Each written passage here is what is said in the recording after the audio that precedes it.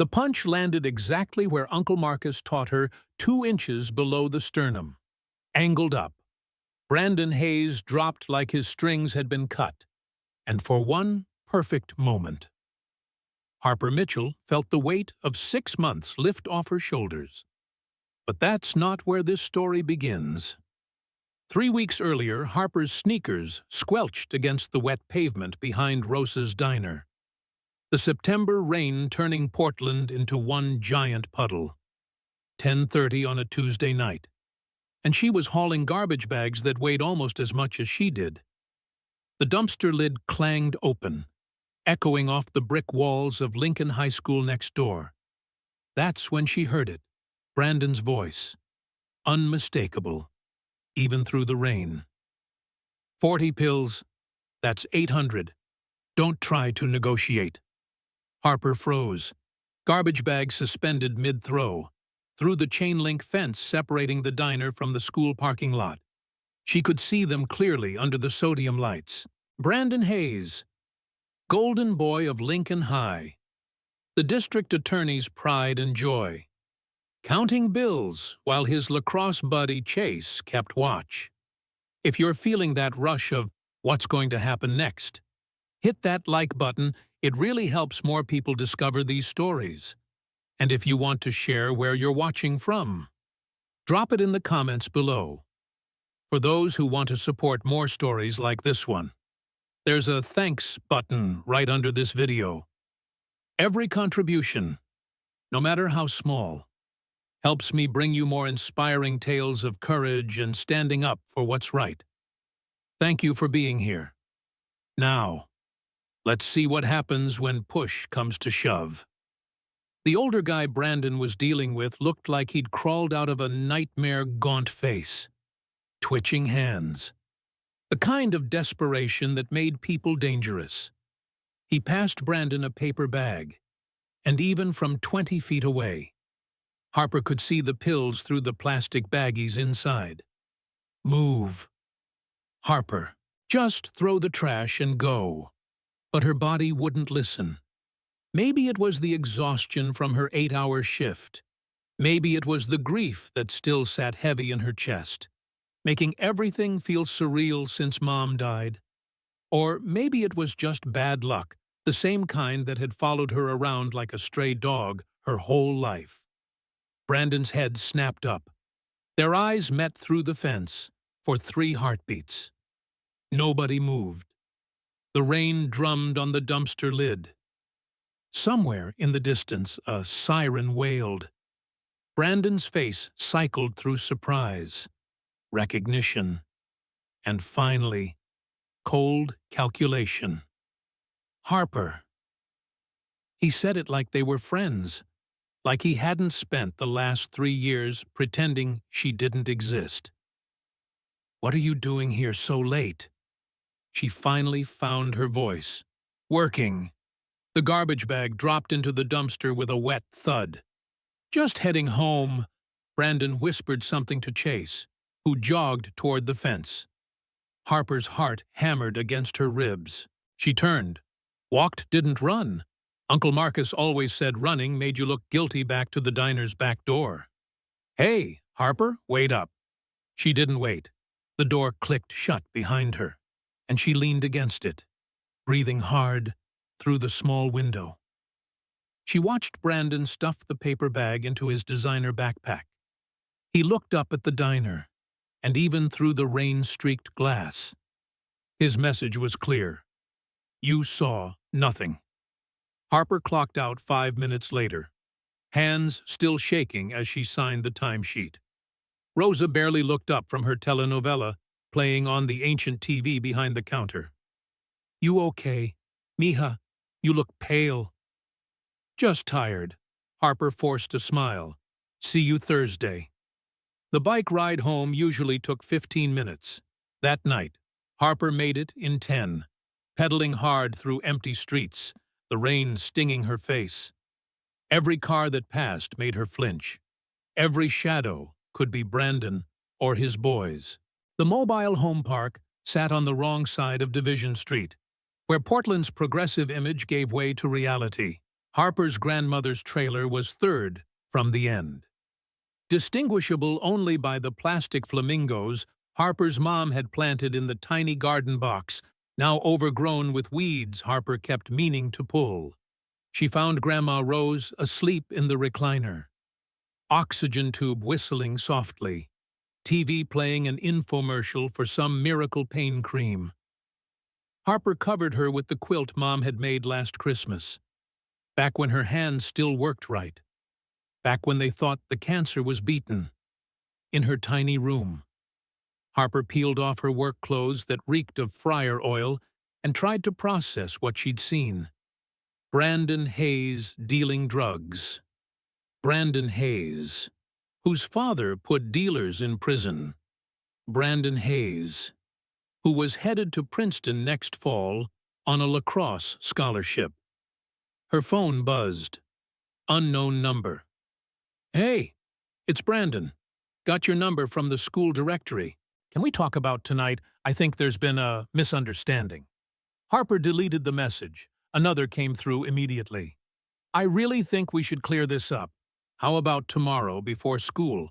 I'll buy you coffee." Delete. "Harper, I'm trying to be nice here."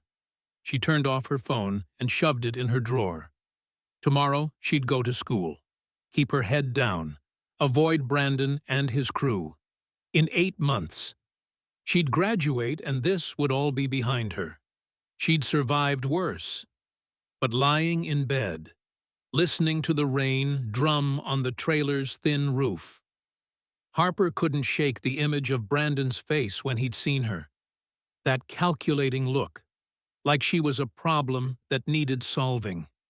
She thought about calling Uncle Marcus. He'd know what to do.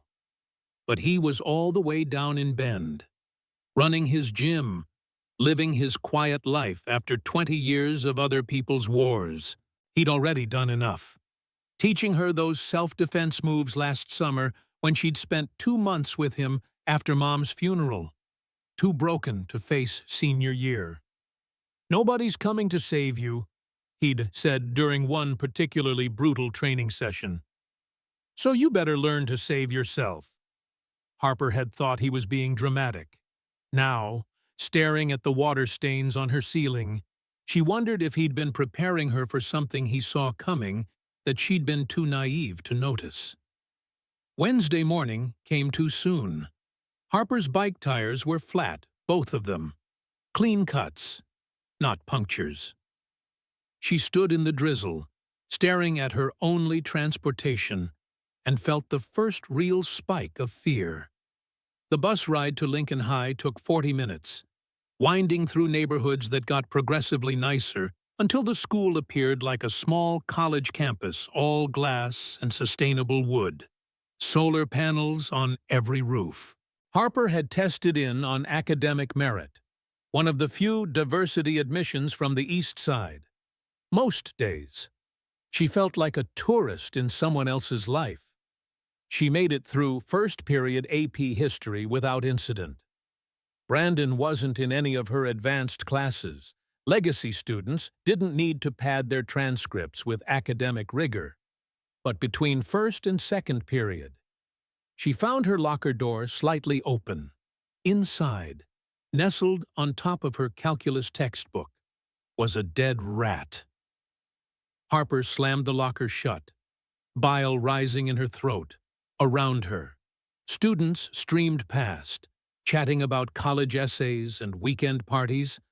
Oblivious, she forced herself to breathe, to think. Report it to who? Principal Coleman, whose son played lacrosse with Brandon Officer Kelly. The school resource officer who high-fived the athletes every morning. This wasn't just about what she'd seen anymore. This was about power. And who had it, and who didn't. She made it through calculus by focusing on derivatives until the numbers blurred together. At lunch, she hid in the library, skipping her usual spot in the cafeteria. Her stomach growled, but the thought of eating made her nauseated. Rough day, Harper looked up from her blank notebook. Schuyler Park stood beside her table. press badge clipped to her cardigan, signature reporter's notebook in hand. Schuyler ran the school paper with the intensity of someone gunning for Columbia Journalism School. "Just tired," Harper mumbled. Schuyler sat down uninvited. "You know, I've been investigating some interesting patterns at school. Students suddenly dropping activities, grades slipping, behavioral changes, all connected to certain social circles." Harper kept her eyes on her notebook. "Sounds like senioritis." "That's what they want us to think." Schuyler leaned closer, lowered her voice. "But what if it's something else? What if some of our golden students aren't as golden as they seem?" "I don't know what you're talking about." "I think you do." Schuyler slid a business card across the table. "If you ever want to talk about anything, call me, day or night." After Schuyler left, Harper stared at the card. Part of her wanted to tell everything, to let someone else carry this weight. But she could hear Uncle Marcus's voice. Trust is a luxury people like us can't afford. She made it through the rest of the day by becoming invisible, a skill she'd perfected over 3 years at Lincoln. But as she waited for the bus after school, Brandon appeared beside her like a well-dressed ghost. "We need to talk." Up close, she could see the tension in his jaw, the way his pupils seemed too dilated for the overcast day. "I have nothing to say." "See? That's where you're wrong." He smiled, the same smile that graced yearbook pages and college brochures. "You have a lot to say, and I need to make sure you say it to the right people. Or better yet, don't say it at all." The bus pulled up, brakes hissing. Harper moved toward the door, but Brandon grabbed her arm, his fingers dug in hard enough to bruise. "I know where you live," he whispered. "I know where you work. I know your grandma's real sick. Would be a shame if her Medicare paperwork got complicated. My dad knows people." Harper yanked her arm free and stumbled onto the bus, through the window. She watched Brandon standing there, hands in his pockets, looking like any other privileged kid waiting for his Range Rover pickup, that night at work. Rosa noticed the fingerprint bruises on Harper's arm when her sleeve rode up. "Who did this to you?" "Nobody. I bumped into something," Rosa muttered in Spanish. Something about lies and stubborn girls, but she didn't push. "In their neighborhood. You learned when to mind your business." Harper's tips were better than usual. Pity tips, she realized, from regulars who'd heard about her mom. She folded each bill carefully, thinking about the balance in her college savings account. $2,342. Everything she'd scraped together over 3 years of grease burns and aching feet. It wasn't enough to run, wasn't enough to start over. But maybe it was enough to buy time. Thursday brought new threats. Her AP history essay, 20 pages on the Marshall Plan she'd worked on for weeks, was missing from her laptop. Not deleted, just gone, like it had never existed. Her backup USB was wiped clean. The school's IT department shrugged, said sometimes files got corrupted. In the hallway between classes, Brandon's boys played a new game. They'd walk too close, shoulder check her into lockers, step on her heels. Always accidents. Always with witnesses who saw nothing. "Oops, sorry. Harper, didn't see you there." "My bad. These hallways are so crowded. You should really watch where you're going." By Friday, she was exhausted. The hypervigilance required to navigate each day left her drained. She'd started recording everything in a notebook she kept hidden in the lining of her backpack. But what good was evidence when the people in charge were part of the problem? That's when the invitation appeared in her locker. Homecoming dance tickets. 2 of them. With a note in Brandon's handwriting, "Come to the dance, bring a date. Let's call a truce." B. Harper almost laughed. Did he think she was stupid? But then she found the second note, tucked behind the tickets. Your grandma's medical transport to her dialysis appointments is provided by Hayes Medical Services. Did you know that? Come to the dance. Or Monday, she'll have to find her own way to treatment. Harper's hands shook as she read it again. Hayes Medical Services, of course. Brandon's family had their fingers in everything. All the helpful public services that kept their reputation golden while cementing their control. She thought about calling Uncle Marcus again. He'd drive up from Bend in 3 hours flat. Probably bring some of his veteran buddies. But then, what start a war she couldn't win? Get him arrested for threatening the DA's son. Grandma Rose needed her dialysis, needed her Medicare, needed the fragile support system that could disappear with one phone call from the wrong person. So Harper did what she'd always done. She endured. She found a dress at Goodwill navy blue, only slightly too big. With a small tear in the hem, she fixed with careful stitches, staring at herself in the cracked mirror of the trailer's tiny bathroom. She almost looked like she belonged at a school dance. Almost. You look beautiful, mija. Grandma Rose stood in the doorway, leaning heavily on her walker. Just like your mama at that age. Harper's throat tightened. Thanks, Grandma. You going with a boy? Just some friends from school. The lie came easily. Harper had gotten good at protecting the people she loved from truths that would hurt them. She borrowed Rosa's beat-up Honda, promising to have it back by midnight. The drive to school felt like approaching a sentencing. The parking lot was full of limousines and luxury cars, parents dropping off kids who'd never know what it felt like to count every dollar, every mile, every breath. Inside, the gym had been transformed into what was supposed to be an enchanted forest, fake trees, twinkling lights, fog machines working overtime.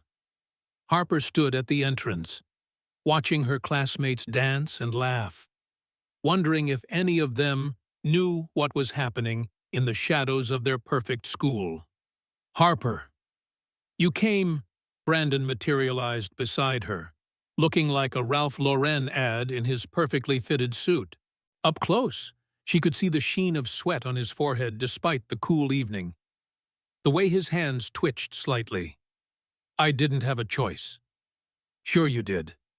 Everyone has choices. You chose wisely. He steered her toward the dance floor, his hand on her lower back, making her skin crawl. See, we can be civilized about this. For an hour. Harper played along. She stood by the punch bowl, declined invitations to dance, watched Brandon work the room like the politician's son he was. He kept checking on her, making sure she was still there, still compliant, around her. Lincoln High's elite celebrated their charmed lives. The lacrosse team dominated one corner, their letter jackets marking them as untouchable.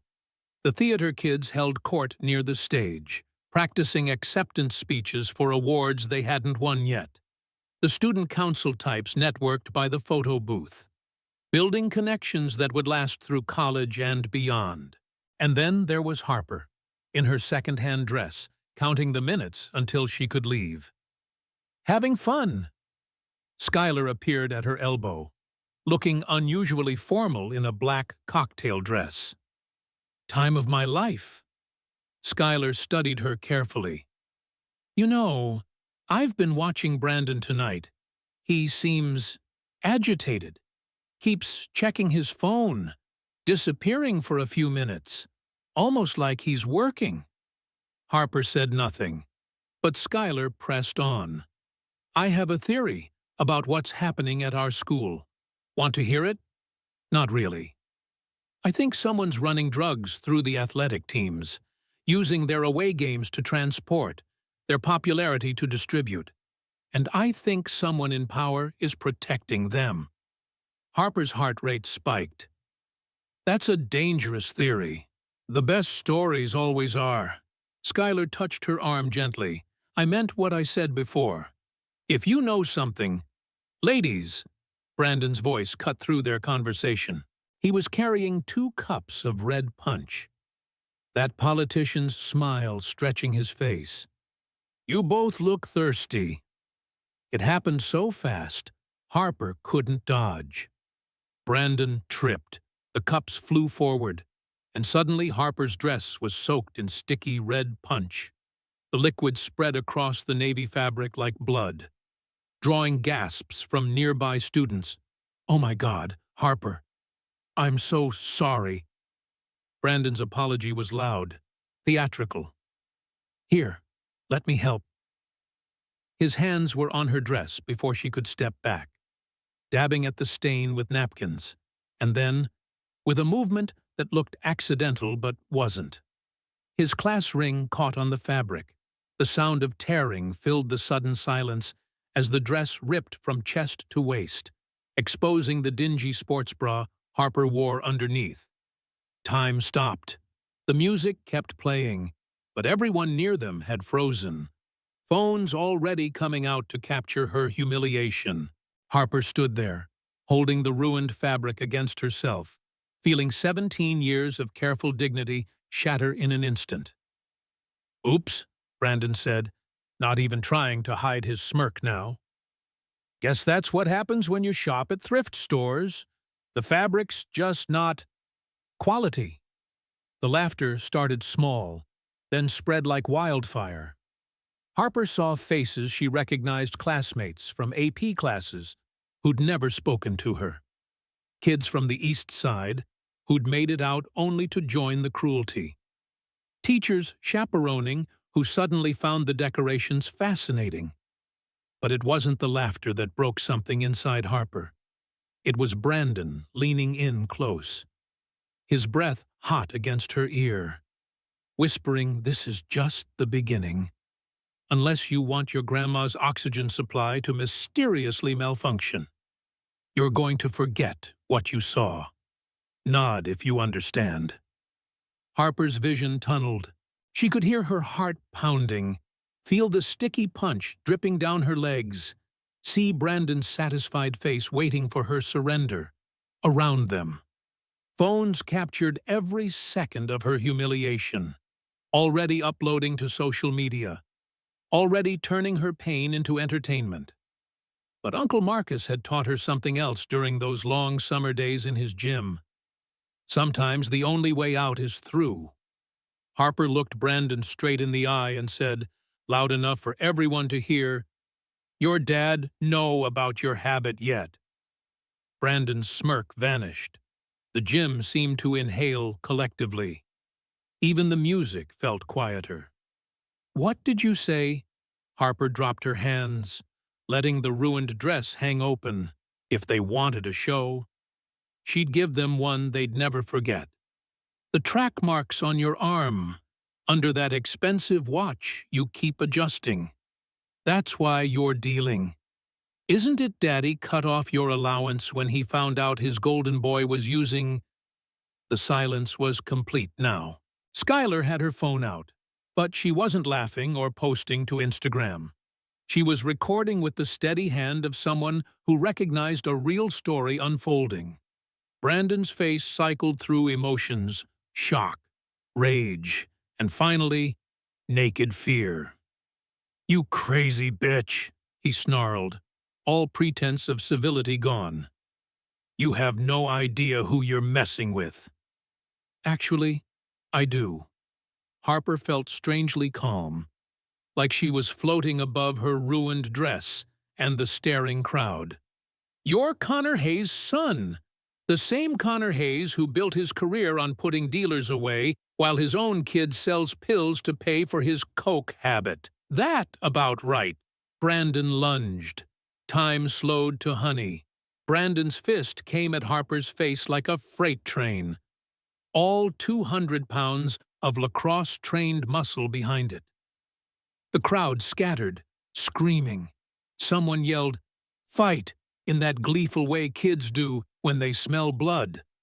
But Harper wasn't there anymore. She'd dropped low, just like Uncle Marcus taught her, weight on her back foot. Brandon's punch whistled over her head, throwing him off balance. His expensive dress shoes slipped on the punch-slicked floor.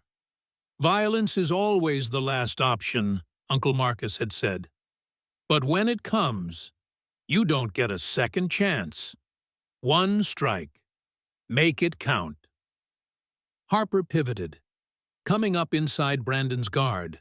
She could smell his cologne mixed with sweat and fear. Her hand formed the perfect fist-thumb outside, wrist straight, and drove up into his solar plexus with everything she had.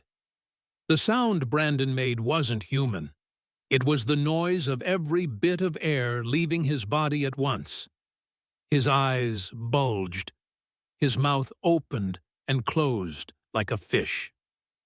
Then her uppercut caught him under the chin, snapping his head back with a crack that echoed through the gym.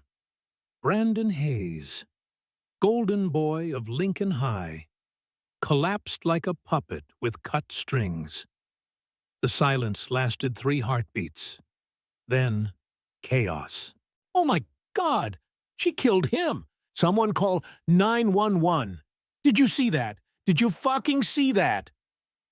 Harper stood over Brandon's twitching form, her ruined dress forgotten, her hands still shaped into fists. She felt empty and full at the same time, like she'd expelled something poisonous that had been eating her alive. Chase and 2 other lacrosse players rushed forward, whether to help Brandon or attack Harper. She couldn't tell. But as they moved, things started falling from their pockets. Small plastic baggies, pills scattering across the gym floor like deadly confetti. Shit. Shit. Shit. Chase dropped to his knees, trying to scoop up the evidence. But it was too late. Everyone had seen. Everyone was recording.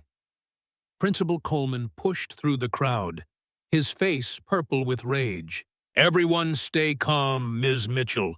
Don't move. Security is on the way." But Harper wasn't looking at him. She was watching Skylar, who had moved to a better angle, still recording with the steady hands of someone who understood they were documenting history. "She attacked my son." A woman's shriek cut through the noise. Miranda Hayes, Brandon's mother, still in her courthouse suit, shoved students aside. "She's a violent criminal. Arrest her." "Your son attacked me first," Harper said, surprised by how steady her voice sounded. "Everyone saw it. After you provoked him with lies." Miranda's perfectly manicured finger jabbed at Harper. "Slandering our family name. Is it slander if it's true?" The question came from Skylar, who had stopped recording and was now scrolling through her phone. "Because I have some interesting photos here.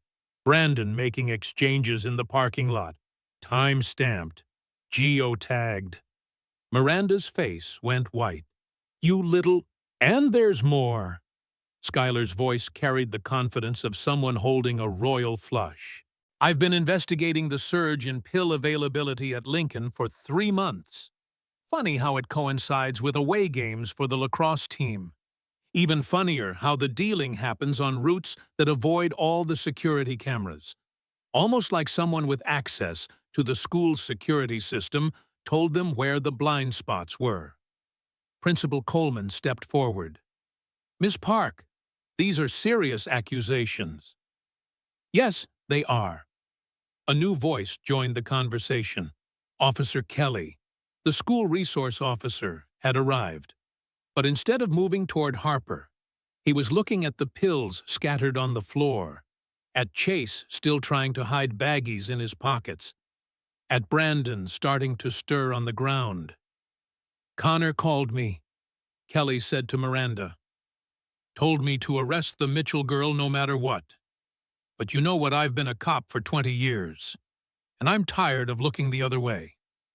He pulled out his radio. Dispatch, I need backup at Lincoln High. Multiple suspects. Drug possession with intent to distribute. And call the DEA. This is bigger than local. The gym erupted, parents shouting, students filming, lacrosse players trying to flee.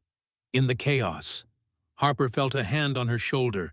She spun, ready to fight. But it was Rosa. Come on, mija, let's get you covered up. Rosa wrapped her own shawl around Harper's shoulders, hiding the ruined dress. I saw everything on Skylar's live stream. Half of Portland did. You did good. Grandma is already at my house, safe. Marcus is driving up. I called him when I saw what was happening. Harper's knees nearly buckled with relief. She'd been so focused on the immediate threat. She hadn't thought about the aftermath, about retaliation. Harper Mitchell, a woman in an FBI windbreaker, approached. I'm Agent Sarah Chen. We need to talk. The next 3 hours blurred together. Harper found herself in the principal's office, wrapped in Rosa's shawl and a shock blanket someone had produced, telling her story to a rotating cast of federal agents. They'd apparently been monitoring Lincoln High for months, building a case, but needed someone on the inside to break it open. The Hayes family has been untouchable, Agent Chen explained. Connor Hayes has been shutting down investigations, misdirecting resources, protecting not just his son, but an entire network. We knew about the drugs, but we couldn't prove the connection until tonight. Through the window, Harper watched as police cars filled the parking lot. One by one, Lincoln High's golden children were led out in handcuffs.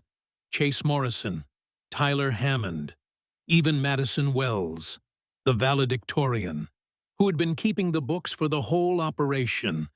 Brandon was conscious now, cuffed to a gurney, his perfect jaw swollen and purple. As they wheeled him past the office, he caught Harper's eye through the glass. She expected rage, threats, the usual bravado. Instead, she saw something else: relief, like a part of him was glad it was over. Your testimony will be crucial, Agent Chen continued. But I need to warn you, the Hayes family has resources. They'll try to discredit you, threaten you. They already have. Harper pulled out her hidden notebook, pages filled with dates, times, threats, evidence. I documented everything. Agent Chen's eyes widened as she flipped through the pages. This is incredibly thorough. You'd make a good investigator. I had a good teacher. Harper thought of Uncle Marcus, probably breaking every speed limit between Bend and Portland. What happens now? Now we dismantle a drug ring that's been poisoning this school for 2 years. Connor Hayes is already in custody. His wife is about to be. And Brandon, she paused. He's looking at serious time, but if he cooperates, tells us about his suppliers, maybe he gets a second chance. You're a hero, Ms. Mitchell, even if it doesn't feel like it yet. Harper didn't feel like a hero. She felt tired, hollowed out, like she'd been carrying a boulder for months and had finally set it down. Through the office window, she could see students still milling around, taking selfies with the police cars in the background, turning the whole thing into content. But then she spotted something else. A group of younger students, sophomores mostly, kids who'd been Brandon's favorite targets. They were standing together, looking at their phones, and one of them, a skinny kid with glasses Harper recognized from the library, was crying. But they weren't tears of fear or sadness. The kid was smiling through the tears, showing his phone to others. and Harper realized they were watching the video of her standing up to Brandon. "Can I go?" Harper asked. "My grandma needs me." Agent Chen nodded. "We'll be in touch." And Harper, what you did tonight took incredible courage. Don't let anyone tell you different. Outside, the October air felt clean after the chaos of the gym. Harper's ruined dress was in an evidence bag somewhere, but Rose's shawl smelled like her kitchen spices and warmth and safety. The parking lot was pure chaos, news vans arriving, parents demanding answers, but Harper slipped through it all like a ghost. She found Rose's Honda where she'd left it, miraculously unticketed despite the mayhem. As she fumbled for the keys, a familiar figure stepped out of the shadows. Uncle Marcus looked exactly the same as when she'd last seen him, weathered face, military bearing, eyes that missed nothing. But when he saw her, something in his expression cracked. "Hey, kid." Harper fell into his arms and finally let herself cry. Not the pretty tears of movie heroines, but the ugly, body-shaking sobs of someone who'd held it together too long. Marcus just held her, one hand smoothing her hair like he used to when she was little and had nightmares. "I'm proud of you," he said when her sobs quieted. "Your mom would be too." "I was so scared." "I know. Being brave doesn't mean not being scared. It means doing what's right despite the fear." He pulled back, studied her face. "You sure you're okay?" That uppercut looked solid on the video.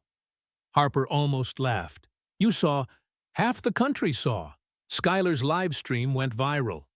"Hush, Harper, the hero is trending." "Oh God," Harper groaned. The last thing she wanted was internet fame. "Come on, let's get you home.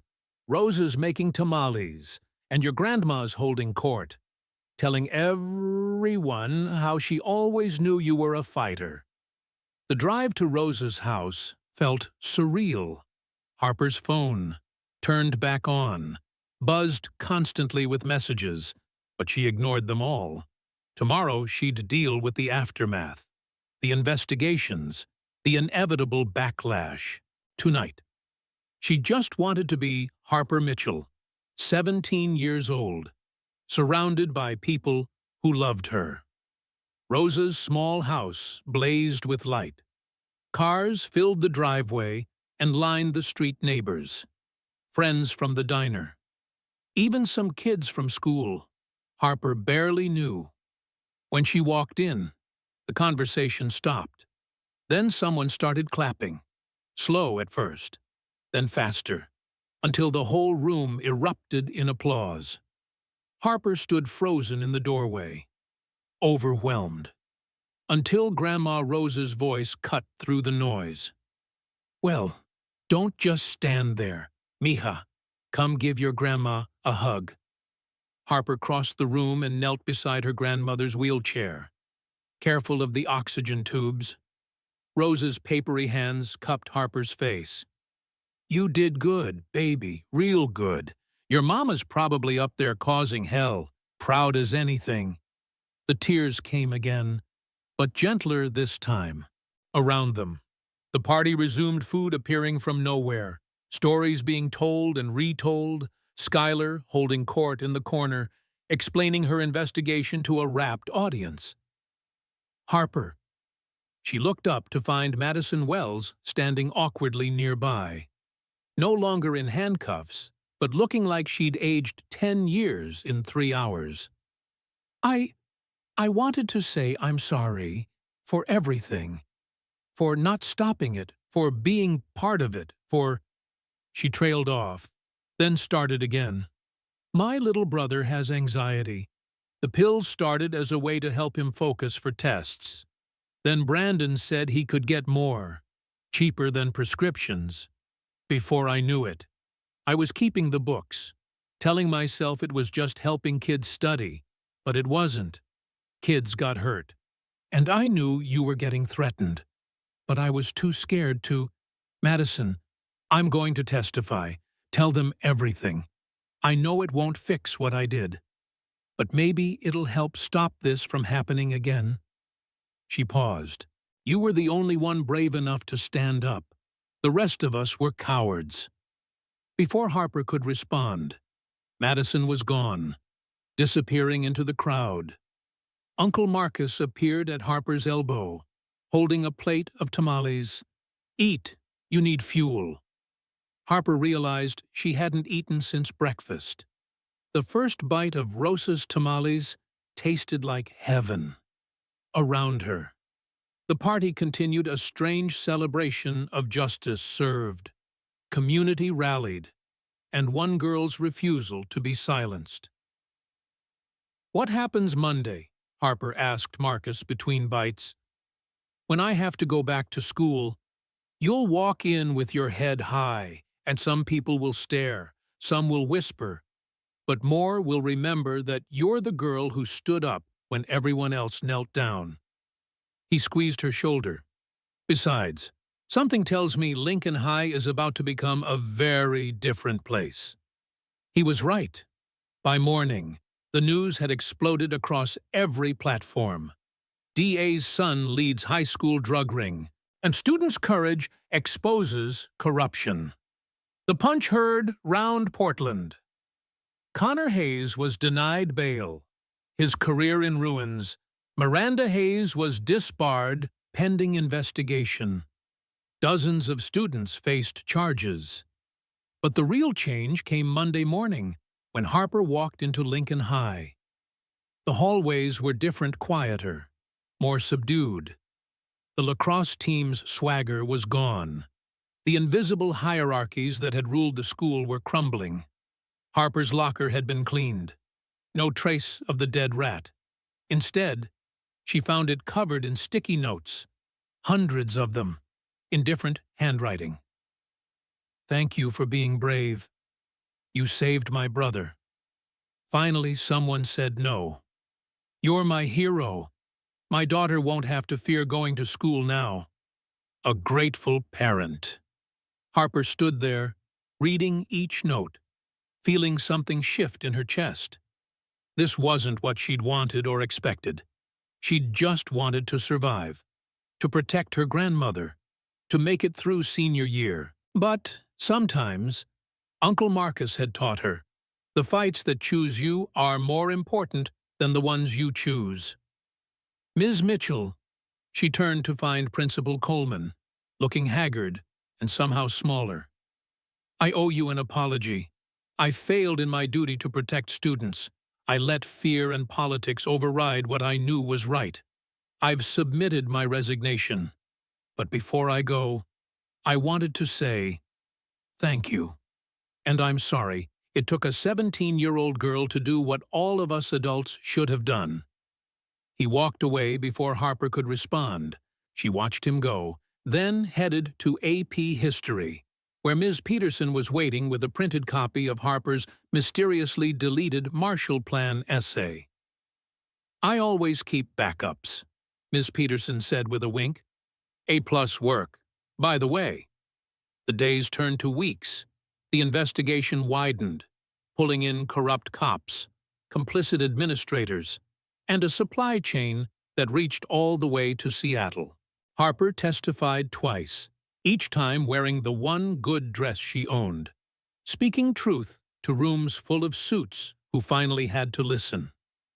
Brandon pleaded guilty, traded testimony for a reduced sentence. During one court appearance, he caught Harper's eye and mouthed, "Thank you." She didn't know what to do with that, so she just nodded. But the biggest surprise came in December, a thick envelope with no return address. Inside was a letter. "Dear Ms. Mitchell, you don't know us, but we know you. We're parents whose children were caught in the web of drugs at Lincoln High. Some of us were blind to what was happening. Others were too afraid to act. You showed the courage we lacked. We've established a scholarship fund in honor of your bravery. Full ride to Reed College. Plus, living expenses, no strings, no requirements except that you continue to be the person you've shown yourself to be. The world needs more Harper Mitchells, with gratitude and respect. The Phoenix Foundation. Harper read the letter 3 times before it sank in. College. A real future. Not running from her past, but building on it. "You earned this," Uncle Marcus said when she called him. "Not with one punch, but with every moment you chose courage over comfort." "I hope I made you proud, Mom," she whispered. Behind her, Lincoln High would never be the same. The culture of fear was broken. Students spoke up. Teachers paid attention. The Golden Children learned they weren't untouchable. And somewhere in Portland, in neighborhoods where kids like Harper were still fighting to be seen. The story spread sometimes. One person saying no is enough to change everything. Sometimes. The punch that matters most isn't the one you throw, it's the one that breaks the silence. Harper Mitchell had thrown both, and she'd won.